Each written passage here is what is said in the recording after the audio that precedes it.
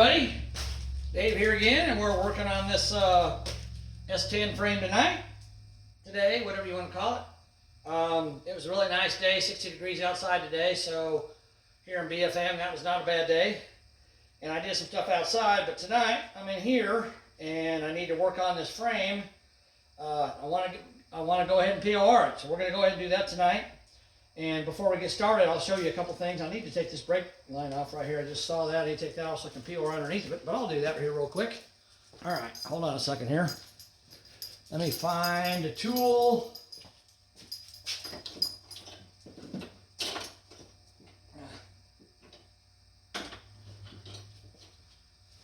All right, we got a pair of vice grips here. That ought to work. Take this off real quick so I don't forget, because I want to POR this bracket that's underneath of.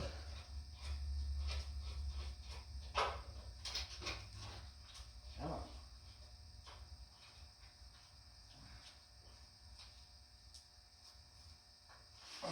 There we go.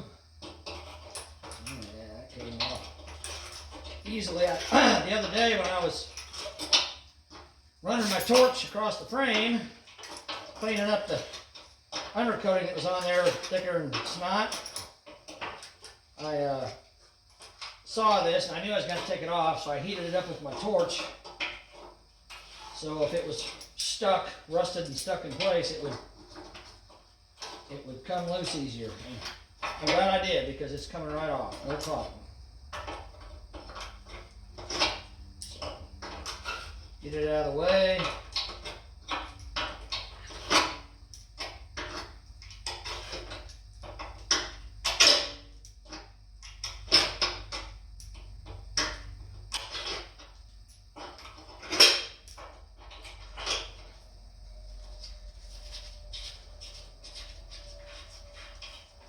Go. Okay. It's got some chunks of undercoating on that bracket on the bottom side where this thing was sitting. Alright. Okay, we got that off. I'm not really particularly fond of these things. It's just a little, it's a nut, but it's made out of sheet metal and it screws onto the brake line that comes off the rear axle. And when you heat them up with a torch, it tends to blow the rubber hose out of there, and it did. But I don't care, I'm putting new brake lines on it anyhow. So it doesn't matter. Oh, look at that, there's a restrictor in there. I didn't even notice that until it fell out just now. I gotta hang on to that. Oh, that's actually the piece that allows it to seal against the brake line. Huh, look at that, that's a separate piece. That's interesting. Goes inside the hose. All right, anyhow, I got that off. Okay. So let's take a real quick look at this frame before we get started. So again, this is there's different S10s. So this is a regular cab long bed frame. It's got 118 inch wheelbase. The 48 Chevy truck has got 116.5 inch wheelbase. So this is slightly longer, but when I get ready to put the body on and all that stuff, I'll show you guys how to make up the difference. Now, if this was a different one, if it was a short bed, I'd have to cut the frame in the middle right there where it's welded together and widen or lengthen it. If it was a extended cab long bed, I'd have to cut it there and shorten it. So there's different things you have to do. But on this frame, all I had to do was take 5.5 inches out of the back side of the frame, and I did that. And I mentioned to you guys before, the distance from there to the end of the frame is 7 1/16 inches. So if you guys need to know that measurement from the back of that bracket to the back of the frame is 7 7/16. Sorry, 7 7/16 of an inch. So that's what that measurement is, if you need it. Maybe you don't. So we cut that off, 5.5 inches off that. We also cut off the frame horns up here, so we could put the bumper brackets for the 48 on there, and I did a video on that, so you guys saw that.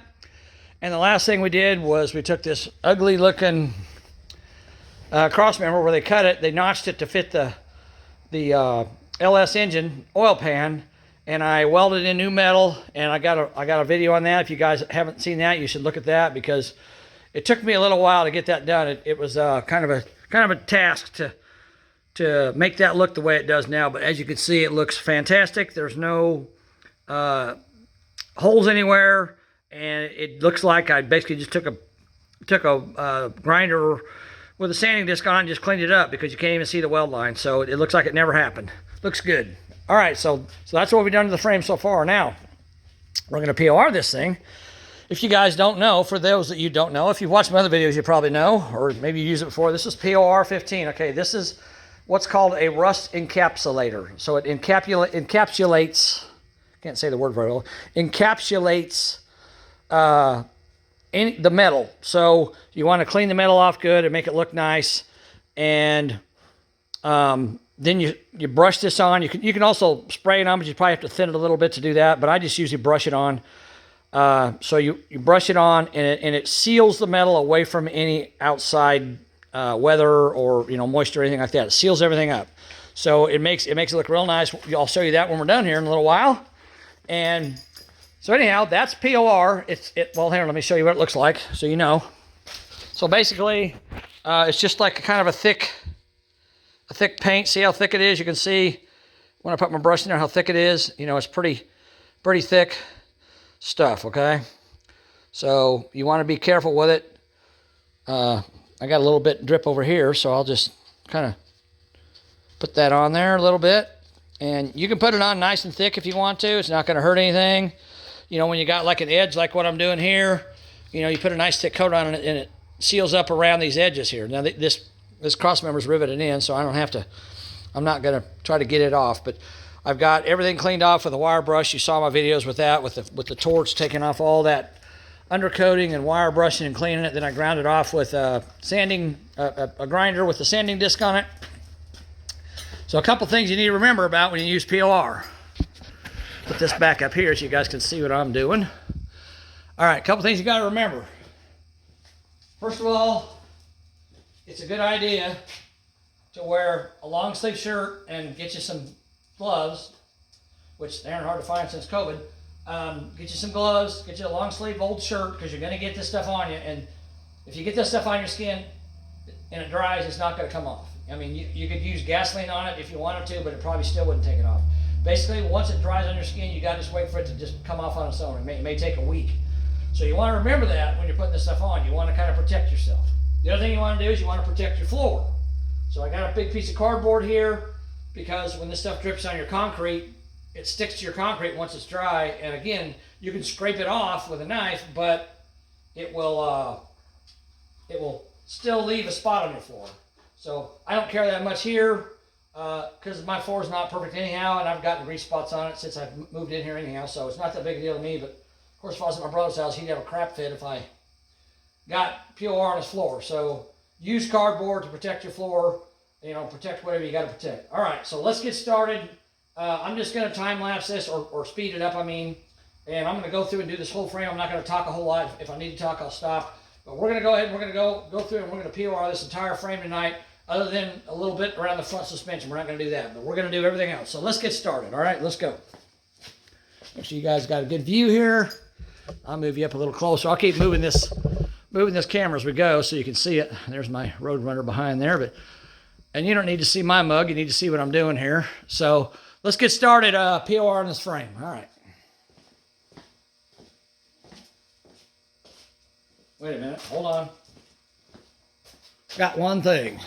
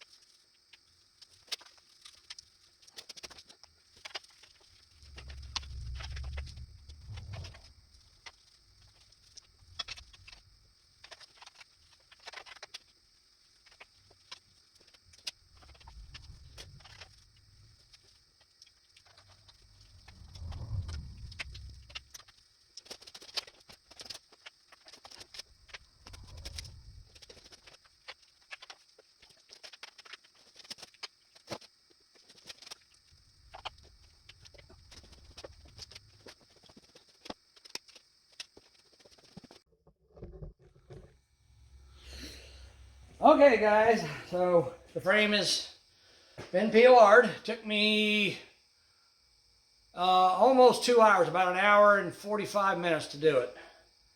Of course, I'm going to speed that part up when I didn't talk, because you don't want to watch me paint an entire frame in normal speed, so I'm not going to do that to you guys. A few pointers.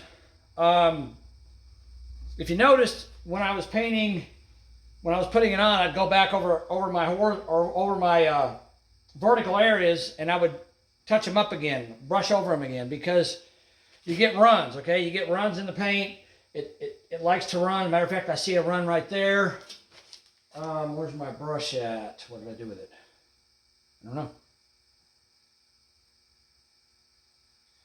Well, anyhow, damn it, I just had it a minute ago. Oh, I bet I threw it in the trash. Yep. Here it is. And I'm not going to touch it with my glove, because these gloves are fairly clean. But I see a run right here. So you're going to get runs in the vertical areas of the anything you put this on. Now, if it was, if it was 100 degrees outside, you might not do that. But it's November here. It's probably 50 degrees outside right now. Of course, my shop's heated, so it's probably 65 in here now. But I mean, considering that's pretty cold to put this stuff on, and this metal might be even colder than that. I don't know, but you're going to get runs. Basically, I just wait till I do a section, then I go back, and wherever the vertical sections are, I go over them with my brush again, just to smooth out any runs that are in it. And it's not heavy runs; it's just little spots here and there. But just touch it up, and it looks a lot better. Okay, let me throw this back away, because I don't want to get stuff all over my hand. There's a spot I missed right there. Okay, all right. So it's going to run on you a little bit, and if it's hot outside, it's going to dry faster. You probably don't want to put this stuff on anywhere less than 60 degrees. It was nice outside today, and I could have went outside and did it, but I didn't, because I had other stuff to do. So I'm doing it tonight, and it's, like I said, it's colder outside now, so I wasn't gonna do it outside. So you're gonna get runs. Okay, so another thing is the smell. It's a pretty strong smell. It reminds me a lot of when I'm like spraying spray paint on stuff. So it smells like that. If you are bothered by that stuff, or you don't like the smell of spray paint, then you probably should wear a respirator or a mask. I'm not going to tell you not to, but I'm not going to tell you have to either. I'm not wearing one. It doesn't bother me a whole lot. Of course, I've done this a gazillion times. So, maybe that's why I got name damage. I don't know. But anyhow, if you want to wear a mask, if you're uncomfortable with the smell, then you probably ought to wear a mask. And I'm sure they probably, on their instructions, they tell you, don't do this in an enclosed space. Well, I got a gigantic shop here. It's not like a 1-car or 2-car garage. It's huge. So the smell is being dissipated. It's not that bad. To me, it's not very strong, but it might bother you. So, that's up to you. The other thing is, what do I use to put it on with? Okay, let me show you that. So I go to Harbor Freight, and I buy, there's a pack, you see that, okay? A pack of 36, they're called chip brushes. So they're basically just cheap paint brushes that got, plastic covers on them. And so that's what I use, because they're disposable. You just throw them away. You don't want to use a really nice paintbrush. You can, but it's kind of a waste of time and money to use a nice paintbrush. Now, the thing you have to remember with those chip brushes is they're not great quality. And if you watch me, every once in a while, I may take my brush and I'd scrape it sideways across the frame, because sometimes you'll get hairs coming off the brush and they stick in the paint. So I'm constantly looking back over what I've done, and if I see a hair, I'll try to pluck it out of there. Now, I'm probably going to get every single hair off this frame, but it's a frame. I don't really care. And actually, even if it was something that you cared about, even if you had a hair in it, you could always sand it out, because once this stuff dries, you can sand it out. It's not you can sand it. It's not that big of a deal. Let me get my paintbrush again. I saw another area that I missed. Where did I put it? Where'd it go? Here it is. Okay. And actually, the area I missed you're probably going to be asking yourself, okay, why did you do that? So make sure you can see what I'm talking about. Yeah, the gearbox over here, the steering gearbox. So that's a manual box. I'm going to replace it with a power steering box, which if you saw my little short video, it's on there. So you're probably saying, well, why did you take the time to paint that box if you're going to replace it? Well, the reason I painted it is because that brings up another point. So POR, when they sell you this stuff, you can buy, there's two other items you can get with it. One's called Marine Clean. It's a cleaning substance. And the other one is, I think it's some kind of a rust inhibitor that you put on after you clean it before you put this on. And they, of course, they want you to buy the whole kit. They want you to buy all three items. And, you know, if you've got like a hood or a car body and you're decide you want to put this stuff on it, and you can actually put this stuff on car bodies and sand it down when you're done and paint right over the top of it. That's what they say. I've talked to them about it, and that's what they say you can do. I don't know if I'd recommend that or not, but you can. But let's say you wanted to put it on a car body, on a really rusty part. You know, if you want it to be nice and smooth and look really good, then yeah, you probably should use the Marine Clean and the other, whatever. I can't remember what the other thing is. I don't have any, so I don't remember what it's called, but you should buy the kit with all three items in it and use all three items according to the directions. But this frame, you saw how much time I spent cleaning it, and I made sure it was really good, cleaned off. Before I started, I blew it all off with the air hose. Any grease or oil that was on it, I used brake cleaner and wiped all that down. So I put it directly on the frame without using any of the other stuff, okay? Now, the reason I did the gearbox is because I want to show you guys how tough this stuff is once it dries. So when this stuff dries, I'll show you how hard it is to get it off once it's dried. And I did not prep this frame other than just cleaning it off with wire brushes. And of course I used the torch to scrape off the undercoating to get that off. And then I cleaned it with wire brushes afterwards. But I didn't wipe it down. The areas where I scraped off the undercoating, I didn't wipe it down afterwards. I was going to try to wipe it down with gasoline, but I didn't want it to make it where I couldn't put this stuff on there. So I decided not to do it. I just decided to, because it was just a very light coating of it. So I just decided to brush over the top of it. And when it dries, it's going to look great. Let me grab the camera here and we'll take a look at it. All right, I'm going to take this glove off because it's already, you're probably going to have to change your gloves a lot, okay? Probably going to have to change your gloves a lot. So you should have a lot of gloves, you know, because it's messy. I mean, my hands, you can see they're fairly clean. Now my clothes, you can see this shirt started out as kind of a yellowish shirt, and it's got, you know, I touched the side of the frame right there, got it on there. So you don't want to wear good clothes doing this, right? Okay.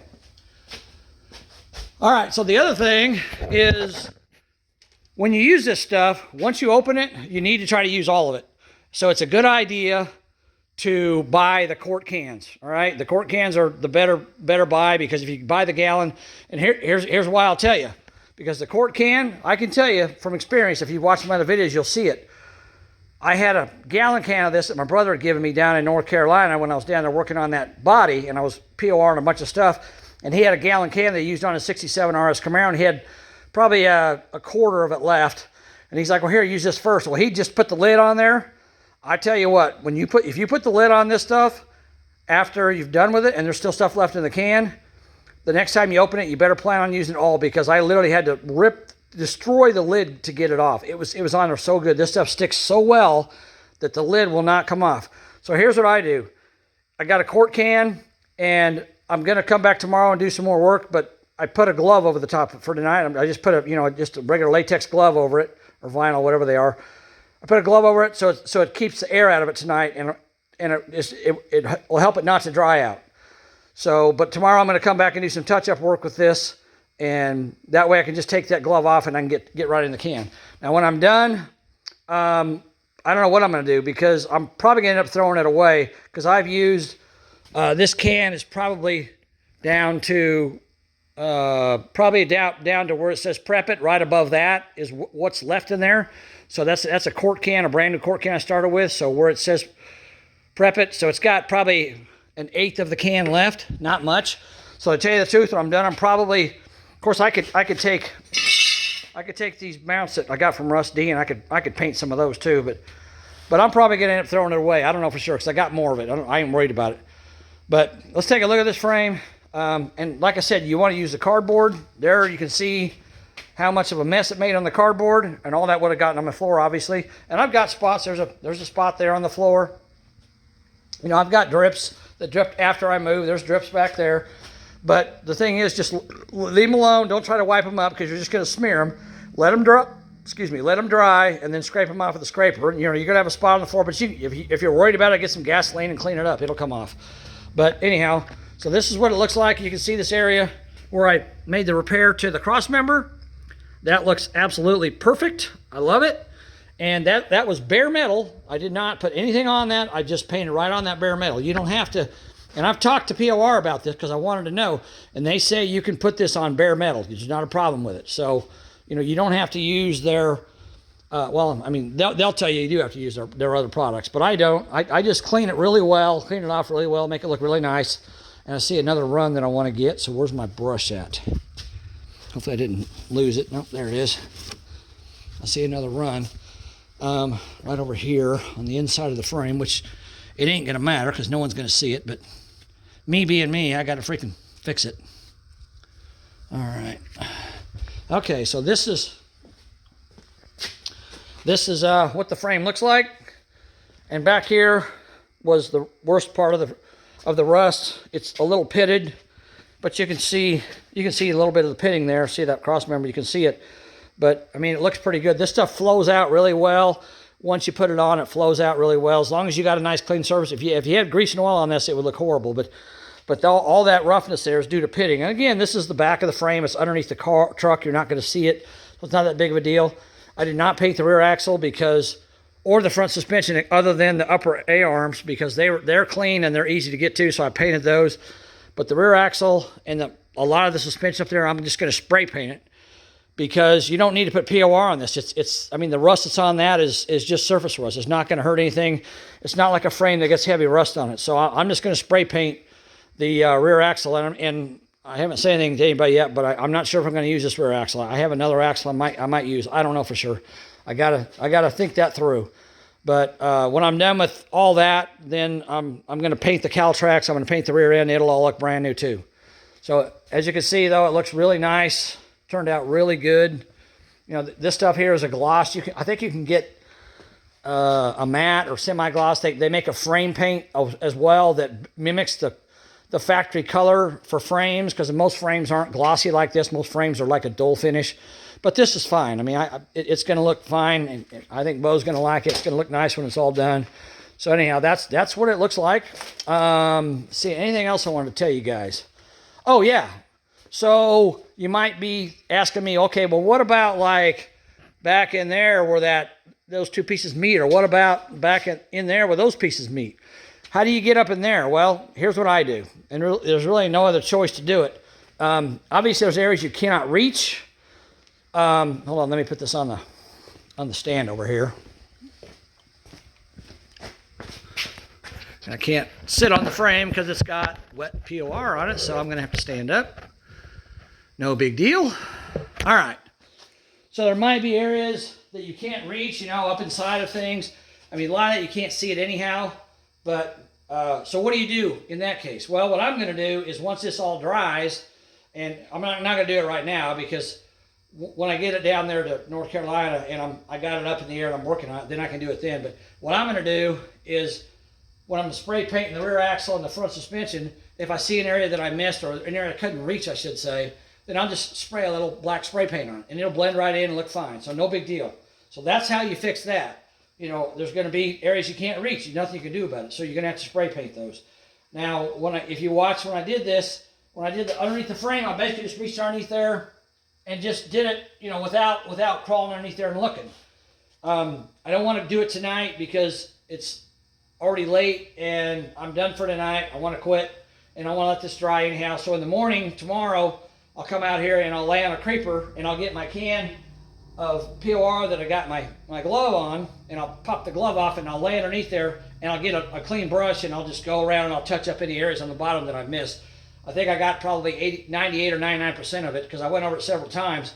So I think it's going to be okay, but any areas that I missed, any areas that I didn't get, And you probably saw me as I was doing this. I'd see an area I missed, and I'd reach over there and get it, or reach back there and get it wherever, because you're going to miss areas. So you want to constantly be watching what you're doing and what you've done, and look for hairs in it, and look for areas you've missed, and go back and touch them up. Or runs, if you get runs, you got to look for those. So, but tomorrow I'll lay on a creeper and I'll get underneath there, and I'll just go on along the whole bottom side of the frame, and any areas that I missed, I'll just touch them up. It's no big deal. So that's the POR in the frame. It's done now. It looks great. I think Bo's going to be happy with this. I think everybody's going to be happy with this.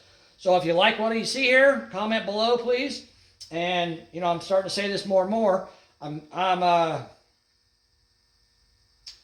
trying to remember. I think I'm almost up to 3,000 subscribers now, which is not a ton, but I'm getting there.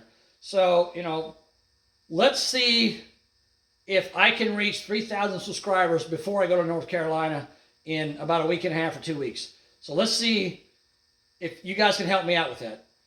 If you can subscribe to my channel, I appreciate it. Like the videos, comment, tell me what you think. Tell me, if you like it. Some people have different methods of doing this, but this is my method. So just comment below, hit that like button, subscribe to my channel. I want to get 3,000 subscribers before I go to North Carolina. Can you guys help me do that? I hope you can. All right, guys. I appreciate it. That's it for tonight. It's kind of a long video, but I want you to see the process. Thanks again. Talk to you later. Bye.